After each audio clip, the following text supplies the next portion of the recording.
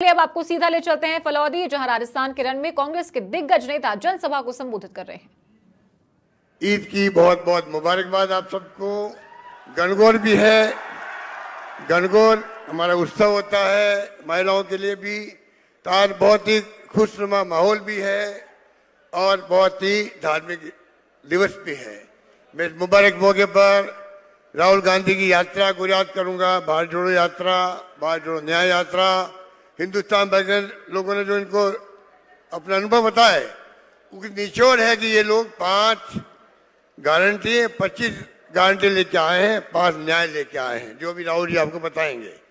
इसलिए मैं कहना चाहूंगा, आप तो करण सिंह मुखिया मेरा छोटा भाई है, ये मान के चलो, आप मान के चलो कि भारी बहुमत से इनको कामयाब करना है। कोई तरह की अफवाह, कोई तरह की बात कहे, हमें ध्यान नहीं देना है। एक एक उम्मीदवार जीते हमारा, ये हमारा संकल्प होना चाहिए। देश के लोकतंत्र खतरे में है।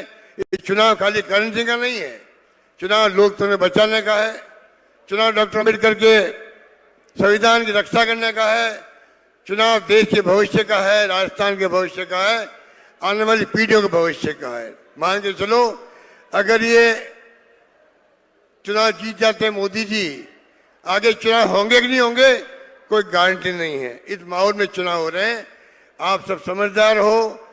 और जब मैं कह रहा हूं 5 बार आपने मुझे एमपी बनाया, तो मैं आपको, आप मुझे जानते हैं, मैं आपको जानता हूं। लंबी बात नहीं करनी है। 5 सालों खूब काम किए, झूठ बोल बोल के मोदी जी ने सरकार नहीं बनने दी, उसका बदला लेने का वक्त आ गया है। यही बात के मैं अपनी बात समाप्त करता हूं। धन्यवाद, जय हिंद, धन्यवाद। अब आपके सामने हमारे कांग्रेस पार्टी के राष्ट्रीय नेता, हमारे महबूब नेता, किसानों की आवाज, युवाओं की आवाज, इस देश के आम आवाम की आवाज, सम्मान्य राहुल गांधी जी से निवेदन करूंगा को आए और आपको सबको संबोधित करे, आप सबको संबोधित करे। आपने 1952 के बाद में इतनी बड़ी यात्रा करी, ऐसा पहला नेता है वो सम्मान्य राहुल गांधी जी है। आप पधारे और सबको संबोधित करें।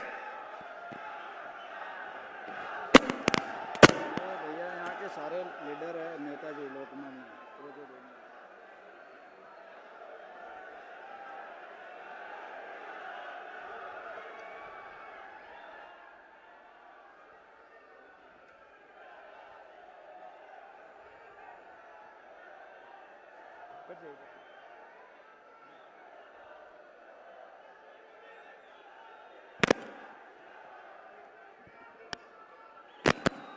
सुखविंदर रंधावा जी, गोविंद सिंह दोतासरा जी, अशोक गहलोत जी, हरीश चौधरी जी, चंगनी प्रकाश जी, महेंद्र चौधरी जी, दिव्या मदेरना जी, हमारे कैंडिडेट करण सिंह उचाड़िया जी, स्टेज पे कांग्रेस पार्टी के वरिष्ठ नेता, हमारे प्यारे कार्यकर्ता, भाइयों और बहनों, प्रेस के हमारे मित्रों, आप सबका यहां बहुत बहुत स्वागत। लतियाल माता जी की जय। ईद मुबारक। और आज महात्मा फूले जी का जन्मदिन है, उसके लिए भी आप सबको बधाई।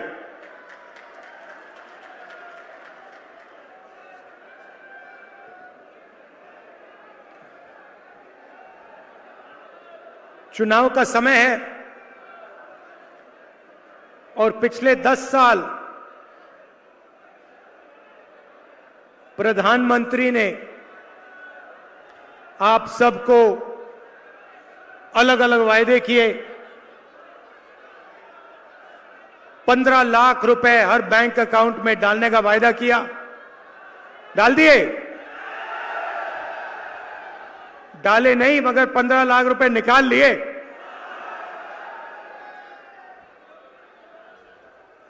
नोटबंदी की, गलत जीएसटी लागू की, काम किया तो हिंदुस्तान के सबसे अमीर अरबपतियों के लिए किया, मगर किसान, मजदूर, छोटे व्यापारी, युवाओं के लिए प्रधानमंत्री ने कुछ नहीं किया। हालत यह है कि आज हिंदुस्तान के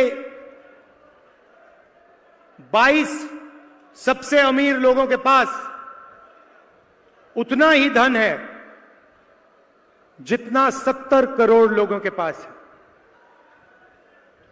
एक तरफ 22 लोग, दूसरी तरफ 70 करोड़ लोग, धन दोनों के पास उतना ही। नरेंद्र मोदी जी ने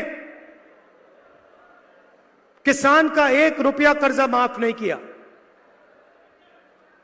किसी स्टूडेंट का 1 रुपया माफ नहीं किया, मजदूर का 1 रुपया माफ नहीं किया, मगर इन 22-25 लोगों का नरेंद्र मोदी जी ने 16 लाख करोड़ रुपया कर्जा माफ किया है।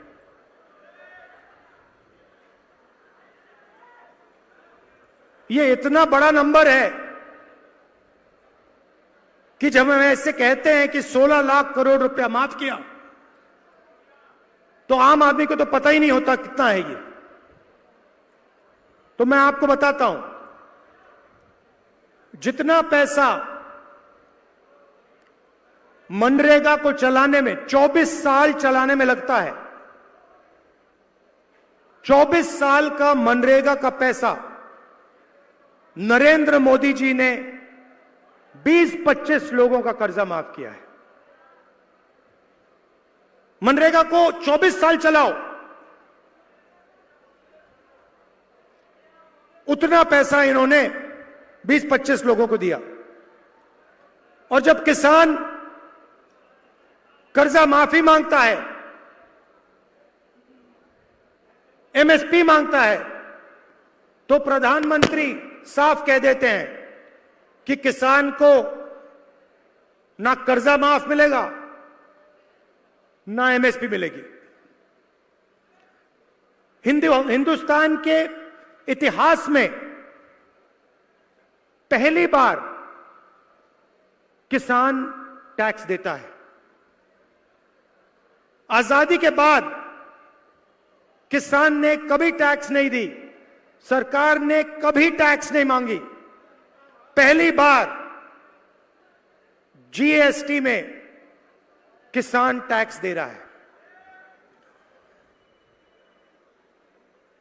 जहां भी आप जाओ, मैं 4000 किलोमीटर कन्याकुमारी से कश्मीर चला, 4000 किलोमीटर चला, और रास्ते में जब भी मैं किसी से पूछता था मुद्दा कौन सा है, 2 जवाब आते थे।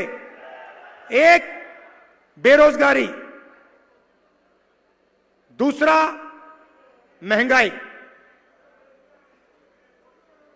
मैंने इनको, मीडिया वालों को मित्र कहा,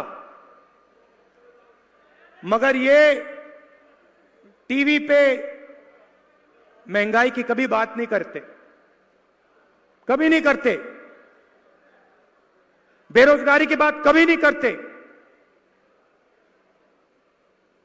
ये आपको समुद्र के नीचे नरेंद्र मोदी दिखा देंगे, समुद्र के नीचे दिखाएंगे, देखो देखो देखो मोदी जी बैठे हैं।